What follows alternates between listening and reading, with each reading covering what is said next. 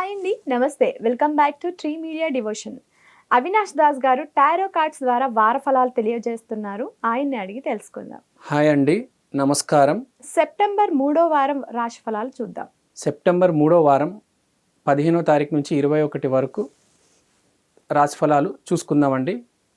ఓం నమ శివాయ, ఓం నమో వెంకటేశాయ. ముందుగా మేషరాశి రాశి ఫలాలు. మేషరాశి వార ఫలాలు చూద్దామండి.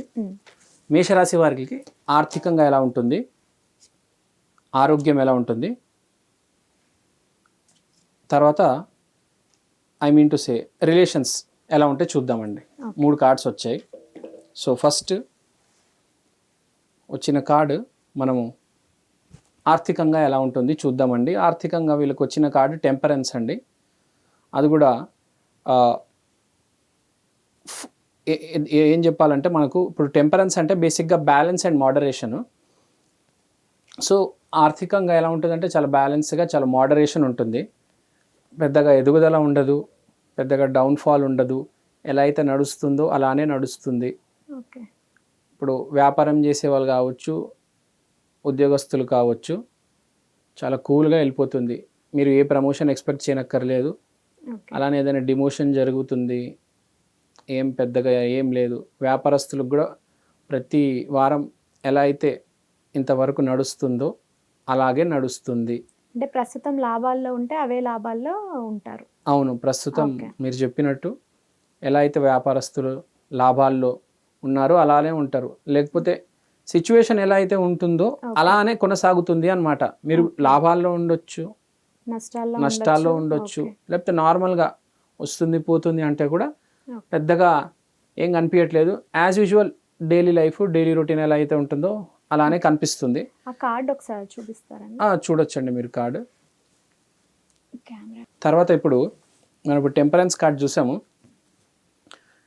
కానీ దీనివల్ల జరిగేది ఏంటంటే, వీళ్ళు ఆర్థికంగా ఆ సిచ్యువేషన్ ఏది పెద్దగా రైజ్ లేదు కాబట్టి ఆలోచన అనేది మొదలవుతుంది. ఆలోచన లోపల ఇన్నర్ పీస్ అంటారు చూడండి. ఇప్పుడు బాగా ప్రాఫిట్ వచ్చినా లాస్ వచ్చినా ఏం జరుగుతుంది, బేసిక్గా మనిషి ఆలోచించడం మొదలెడతారు. నాకు డబ్బులు బాగా వస్తే ఇది కడతాను, ఇది చేస్తాను, అది చేస్తాను, ఏదో ఉంటుంది కదా, ఫ్లాట్ కొంటాను, కార్ కొంటాను. సో అవి ఏమి గొడవ లేకుండా ఇన్నర్ పీస్ అంటారు చూడు, హ్యాపీగా శాంతి, ప్రశాంతత ఉంటుంది, మనశ్శాంతి ఉంటుంది. అలా గుళ్ళకి వెళ్ళడం, గోపురాలు, ఏదైనా ఫంక్షన్స్ ఉంటే వెళ్ళడం, హ్యాపీగా స్పెండ్ చేయడం అనేది, పెద్ద గొడవ లేకుండా హ్యాపీగా ఉంటారు. సో ఇది ఇప్పుడు మనం ఆర్థికంగా ఎలా ఉంటుందో చూసుకున్నాము. ఇప్పుడు ఆరోగ్యం చూద్దాం. మేషరాశి వాళ్ళకు వచ్చిన card page of wands.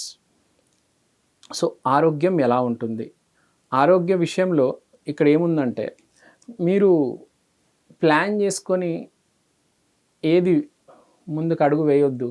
Me health ఇప్పుడు ఈ మధ్య షుగర్ వస్తుంది, బీపీ వస్తుంది, రకరకాల ప్రాబ్లమ్స్ వస్తున్నాయి. అలా అని చెప్పేసి తొందరపడి నిర్ణయం తీసుకోకూడదు. అంటే ఎలాంటి నిర్ణయం అండి? అంటే చాలామంది ఏం చేస్తారంటే, షుగర్ వచ్చిన వాళ్ళు డాక్టర్లు మార్చేస్తూ ఉంటారు, టాబ్లెట్లు సెకండ్ ఒపీనియన్, థర్డ్ ఒపీనియన్, తొందరపడి ఏదో డైట్ స్టార్ట్ చేస్తారు. ఏదో మిల్లెట్ డైట్ అని అన్నం మానేస్తారు, చపాతీ మొదలు పెడతారు, ఆహార నియమాలు కొత్తగా స్టార్ట్ చేస్తారు. అంటే ఇక్కడ చెప్తుంది ఏంటంటే, ఏది కొత్తగా చేయొద్దు అని. అవన్నీ చేస్తారు, మీరు చెప్పింది కరెక్టే. ఇవన్నీ ఇప్పుడు ఈ మధ్య ఏమవుతుందంటే, ఏది పడితే అది షుగర్ తగ్గుతుందని చెప్పేసి ఏది పడితే అది డైట్ మొదలు పెట్టేస్తున్నారు, వాకింగ్ మొదలు పెట్టేస్తున్నారు. ముందు డాక్టర్ దగ్గరికి వెళ్ళాలి, టెస్ట్ రాస్తాడు, చూస్తాడు వాకింగ్ చేయాలా చేయకూడదా, నువ్వు ట్యాబ్లెట్ వేసుకోవాలా వేసుకోకూడదా, నీకు ఏ తిండి సూట్ అవుతుంది, కలిసి వస్తుంది.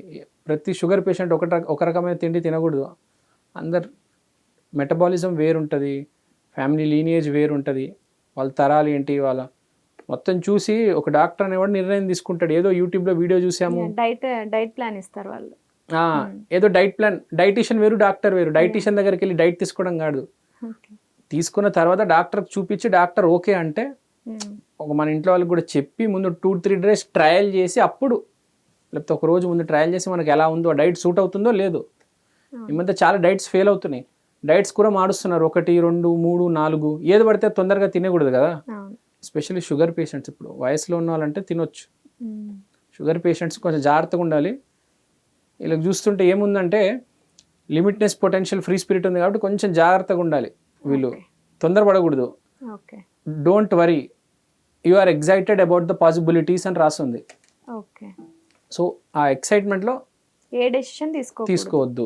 హెల్త్ తర్వాత ఇప్పుడు రిలేషన్షిప్స్ ఎలా ఉంటాయి, మానసికంగా ఎలా ఉంటుందో చూద్దాం. సో వీళ్ళకి వచ్చిన card page of cups. So will be creative and imaginative, however be careful of executing any idea. అంటే ఎవరితో అయినా ఏదైనా మాట్లాడుతున్నామంటే మనం జాగ్రత్తగా మాట్లాడాలి. వాళ్ళు ఏదైనా మాట అన్నారంటే తిరిగి అరవకూడదు. అలాంటి సిచ్యువేషన్ వస్తుంది అని కార్డు చెప్తుంది. ఓకే అంటే ఇప్పుడు వాళ్ళు ఇష్టం వచ్చినట్టు నోటికి ఇష్టం వచ్చినట్టు మాట్లాడతారు. మనం అరిచామనుకో తప్పు నీదే, నువ్వు అరిచావు, నువ్వు ఎలా అరుస్తావు అసలు, వాడు రానిపోని మాటలు అంటాడు. మనం అప్పుడు సైలెంట్ అయిన అయిపోవాలి, ఏదైనా సమాధానం ఇచ్చి పక్కన జరిగిపోవాలి. మనం వాడు గనక స్కెచ్ చేశాడు మన మీద, మనం అరిచామంటే ఆఫీస్లో దొరికిపోతాం. మన పై అధికారి ఏమంటాడు, మీరు అరిచారండి, మీరు ఉండనక్కర్లేదు, మీరు వెళ్ళిపోండి అంటారు. జాబ్ నుంచి తీసేస్తారు మిమ్మల్ని కదా. మీ తప్పు ఉండొచ్చు, తప్పు ఉండకపోవచ్చు, మీరు అరవకూడదు. ఫస్ట్ పాయింట్ ఏంటి, స్లోగా కూల్గా దాన్ని ఆచితూచి మాట్లాడి స్లోగా ఆ సిచ్యువేషన్ నుంచి ముందు బయటపడాలి. తర్వాత అప్పుడు నువ్వు ఏం చేస్తావు, ఏం చేయగలవు అదంతా తర్వాత. అరుస్తే ఏమవుతుంది, మన జాబ్ అయిపోతుంది కదా.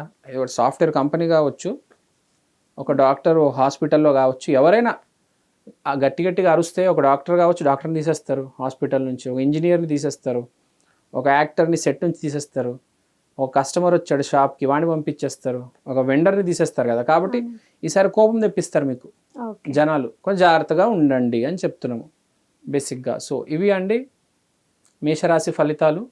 థ్యాంక్ యూ అండి, థ్యాంక్ యూ సో మచ్.